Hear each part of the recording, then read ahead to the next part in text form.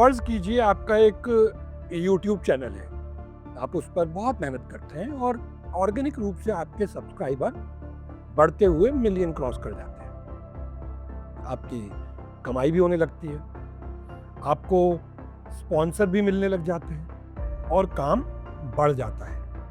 आप स्टाफ रख लेते हैं और धीरे धीरे लोग आपको जानने लगते हैं। फिर एक दिन आपको एक मेल मिलता है कि आपका यूट्यूब चैनल फलाना जिसका नाम है उसे बंद किया जा रहा है। कारण कुछ भी बता दिया जाता है, मसलन आप एंटी नेशनल हैं या आप जो कंटेंट बना रहे हैं वो सही नहीं है या आपके चैनल का जो नाम है वो सरकार को पसंद है, तो ये सरकार ये नाम रखना चाहती है, तो देश की खातिर आपको ये नाम त्यागना पड़ेगा। लेकिन सरकार निष्ठुर नहीं है, वो आपको कंपनसेट करेगी, यानी आपके नुकसान की भरपाई होगी और आपके चैनल के एवज में आपको 20 गुना सब्सक्राइबर के साथ एक नया चैनल दिया जाएगा। आप भी खुश हो जाते हैं, ये बढ़िया हो गया, आप नए चैनल पर काम भी शुरू कर देते हैं। लेकिन बहुत कोशिश के बाद भी आपको व्यूज ही नहीं मिलते, जबकि यही कंटेंट जब आप अपने चैनल पर बना रहे थे तो भर भर के व्यूज आ रहे थे। बाद में आपको मालूम चलता है कि आपका जो सब्सक्राइबर थे, जो मिले आपको सब्सक्राइबर, वो सब बच्चे हैं, यानी उन्हें आपका कंटेंट पल्ले ही नहीं पड़ रहा है। ऐसा ही कुछ निकोबार के साथ हो रहा है, जिसके हिस्से के जंगल विकास के नाम पर उससे छीन लिए जा रहे हैं और बदले में उसे जंगल फिर से बसाने के लिए जमीन तो दी जा रही है, लेकिन हरियाणा और मध्य प्रदेश में, जहां उसके सैकड़ों सालों पुराने पेड़ के सब्सक्रिप्शन की जगह नए पौधे लगाए जाएंगे।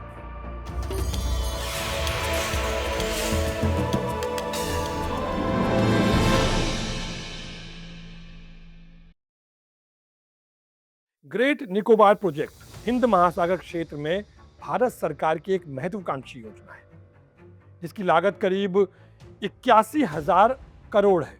मतलब जल डमरू मध्य के पास मौजूद इस परियोजना के तहत गलेथिया खाड़ी में एक बड़े कंटेनर ट्रांसशिपमेंट टर्मिनल, अंतर्राष्ट्रीय हवाई अड्डे और टाउनशिप के माध्यम से समुद्री व्यापार को बढ़ावा देने में मदद मिलेगी। दरअसल ग्रेट निकोबार मलक्का जलडमरू मध्य से महज 160 किलोमीटर दूर है, जो दुनिया का सबसे व्यस्त समुद्री मार्ग है।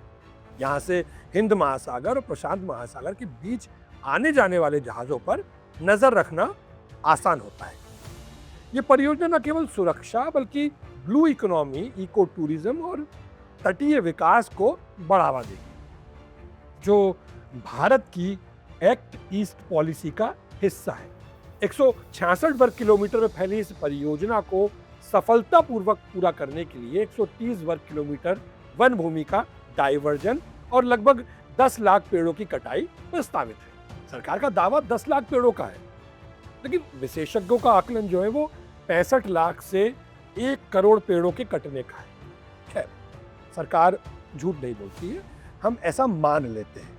तो सरकार ने 10 लाख पुराने पेड़ों के काटे जाने के एवज में नए पौधे लगाकर भरपाई करने की जिम्मेदारी भी ली है। अब चूंकि अंडमान और निकोबार द्वीप समूह में पहले से ही 82% से अधिक क्षेत्रों पर जो है वो जंगल या फॉरेस्ट कवर मौजूद है, इसलिए वहां नियमों के तहत और अधिक पेड़ लगाने के लिए पर्याप्त जगह ही नहीं है और सरकार ने भरपाई करने का मन बना लिया है, तो भरपाई तो होकर रहेगी। तो इस भरपाई के लिए हरियाणा और मध्य प्रदेश में पेड़ लगाए जा रहे हैं, यानी पुराने जंगलों की जगह प्रतिपूरक वनीकरण मतलब कॉम्पनसेटरी एफॉरेस्टेशन योजना वो लागू की गई है। इसके लिए हरियाणा में जो फॉरेस्ट कवर बढ़ाने के लिए सरकार ने अरावली क्षेत्र में करीब 240 वर्ग किलोमीटर से अधिक क्षेत्र को अधिसूचित किया है। वहीं मध्य प्रदेश में बेतवा, नर्मदा और चंबल जैसी नदियों के किनारे करीब 40,000 हेक्टेयर क्षेत्र में 6 करोड़ से ज्यादा पौधे लगाए जाएंगे। हाँ, अब ये बात और है कि 2017 में मध्य प्रदेश सरकार ने नर्मदा नदी के किनारे एक ही दिन में 6.63 करोड़ पौधे लगाए थे। आज आप पता करें कि उनमें से कितने पौधे पेड़ बने, तो सेल्फी पर्यावरण चिंतकों की सच्चाई जो है ना वो सामने आ जाएगी। दिलचस्प बात यह है कि इतने पौधे प्रदेश सरकार को मिले कैसे, क्योंकि नर्सरी के पास तो इतनी क्षमता है नहीं। तो हुआ ये था कि कई जगह पर पौधों की जगह पेड़ों की टहनियों को काटकर पौधे का रूप देकर रोक दिया गया। हो गया पौधारोपण, बन गया जंगल, और सरकार की चिंता भी जाहिर हो गई। खैर, आगे बढ़ते हैं। तो सरकार ने निकोबार में काटे जा रहे पेड़ों के एवज में प्रतिपूरक वनीकरण के लिए 26,000 हेक्टेयर भूमि का लक्ष्य निर्धारित किया।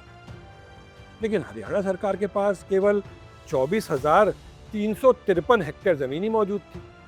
तो बाकी बची हुई 1,647 हेक्टेयर जमीन की जिम्मेदारी मध्य प्रदेश सरकार ने अपने कंधों पर ले ली। हरियाणा में जिन जिलों में पौधे लगाए जाने हैं उनमें गुरुग्राम, नूंह, रेवाड़ी, महेंद्रगढ़ और चरखी दादरी को रखा गया है। वहीं मध्य प्रदेश में देवास, कटनी, रायसेन और छिंदवाड़ा जिले को चुना गया है। अब सवाल ये उठता है कि आखिर क्षेत्रफल का निर्धारण किस आधार पर हुआ। इसे समझने के लिए वन संरक्षण अधिनियम 1980 को हमें जानना होगा, जिसके मुताबिक अगर किसी परियोजना के लिए वन भूमि का उपयोग किया जाता है तो उतने ही क्षेत्रफल की गैर वन भूमि पर वनीकरण करना अनिवार्य हो जाता है, ना जंगल लगाना अनिवार्य हो जाता है। अब चूंकि नए वन विकसित होने में कई साल लगते हैं, इसलिए इस दौरान खोई हुई पारिस्थितिक सेवाओं की भरपाई हेतु परियोजना संचालक से नेट प्रेजेंट वैल्यू यानी एनपीवी भी वसूली जाती है। अब ये नेट प्रेजेंट वैल्यू क्या भला है? वनों और पर्यावरणीय नीति के मामले में नेट प्रेजेंट वैल्यू यानी एनपीवी वो आर्थिक मूल्य है जो किसी जंगल की दी गई तमाम तरह की पारिस्थितिक यानी इकोलॉजिकल और जैविक यानी बायोलॉजिकल सेवाओं का वर्तमान मूल्य दर्शाता है। सरल शब्दों में अगर कहें तो एनपीवी ये बताता है कि यदि किसी जंगल को नष्ट किया जाता है तो उससे भविष्य में मिलने वाले लाभों का आज की डेट में आर्थिक मूल्य कितना है। अभी नहीं समझे? चलिए एक उदाहरण देता हूं। मान लीजिए सरकार कोई एक्सप्रेसवे बना रही है, उसके लिए 100 हेक्टेयर वन भूमि काटी जाती है। अब भले ही उतने एरिया में वहीं पर या कहीं पर और नए पौधे लगा दिए जाए, लेकिन जो नया पौधा है वो तुरंत पेड़ तो बनेगा नहीं और तुरंत उसे पुराने जंगल जैसी सेवाएं भी नहीं दे पाएगा। तो ऐसे में पुराने जंगल से अगले 50 से 100 सालों में जो पर्यावरणीय लाभ मिलना अनुमानित था उसे कहा जाएगा एनपीवी। क्योंकि इंसानों के लिए हर चीज करेंसी है तो उस मूल्य को भी पैसों में कन्वर्ट किया जाएगा और जितनी राशि या रकम बनेगी उसका भुगतान परियोजना एजेंसी को करना पड़ता है। और इस पूरी प्रोसेस का जो प्रबंधन देखता है वो है कैंपा यानी compensatory afforestation fund management and planning authority. Hindi में अगर कहें तो प्रतिपूरक वनीकरण कोष प्रबंधन एवं योजना प्राधिकरण। भारत की ये एक पर्यावरणीय नीति का एक महत्वपूर्ण संस्थागत तंत्र है। जब किसी उद्योग, सड़क, खनन, बांध, रेलवे, हवाई अड्डा या अन्य विकास परियोजनाओं के लिए वन भूमि का उपयोग किया जाता है तो उससे होने वाली जो पर्यावरणीय क्षति होती है, नुकसान होता है, उसकी भरपाई हेतु संबंधित एजेंसी को जो धनराशि जमा करनी होती है उसी धन का उपयोग कैंपा नए जंगल लगाने, क्षतिग्रस्त वनों के पुनर्जीवन और अन्य संरक्षण कार्यों में करता है। इस तरह से वनों का विकास, पारिस्थितिक पुनर्स्थापन और जैव विविधता संरक्षण सुनिश्चित किया जाता है। ये कैंपा की जिम्मेदारी होती है। कैंपा को सिर्फ जिम्मेदारी नहीं मिली है, इसे अधिक प्रभावी बनाने के लिए प्रतिपूरक वनीकरण कोष अधिनियम 2016 यानी कंपनसेटरी एफॉरेस्टेशन फंड एक्ट 2016 भी लागू किया गया है। जैसा कि नाम से ही साफ हो जाता है कि इस अधिनियम के तहत पैसों का प्रबंधन बेहतर होता है। आगे बढ़ते हैं। अब बात उस पेड़ की कर लेते हैं जिसकी कीमत भी सरकार ने तय कर ली है, जिसे काट कर उसके एवज में नए पौधे लगाने की जिम्मेदारी भी दे दी गई है और राज्य करोड़ों की संख्या में पौधे लगा भी रहा है। अच्छा, आंकड़े भी बड़ी मजेदार चीज है। इसे सुनने में बहुत आनंद आता है और ये मनोविज्ञान पर भी बहुत आसानी से खेल लेता है। मसलन फलाना जूता सिर्फ 999 में, तो फलाना जूता 1000 का, 1 रुपया मनोविज्ञान बदल देता है। ऐसा ही कुछ पेड़ों के काटने को लेकर भी आंकड़े हैं और पेड़ों की परिभाषा भी कुछ इसी तरह से तय होती है। पर्यावरण, वन एवं जलवायु परिवर्तन मंत्रालय यानी ministry of environment, forest and climate change और जो दूसरे राज्य हैं उनके कानूनों के मुताबिक पेड़ की जो सटीक परिभाषा है वो कुछ बातों पर आधारित है।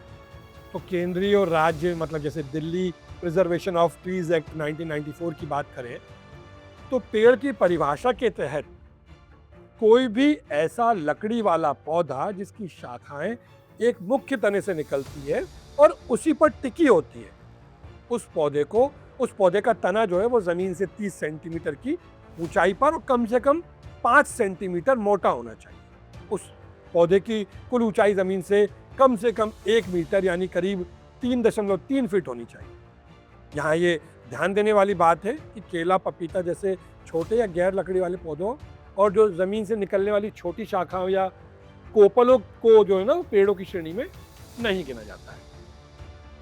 जैसे बबूल या कीकर में एक ही तने में कई सारे शाखाएं निकल जाती है ना, तो उसे एक ही पेड़ माना जाएगा, उसे कई पेड़ नहीं माना जाएगा। अब अगर पेड़ों की कटाई की बात करें तो नियम तो ये कहता है कि कटाई राज्य स्तर पर वन विभाग या ट्री अथॉरिटी जो है वो तय करती है।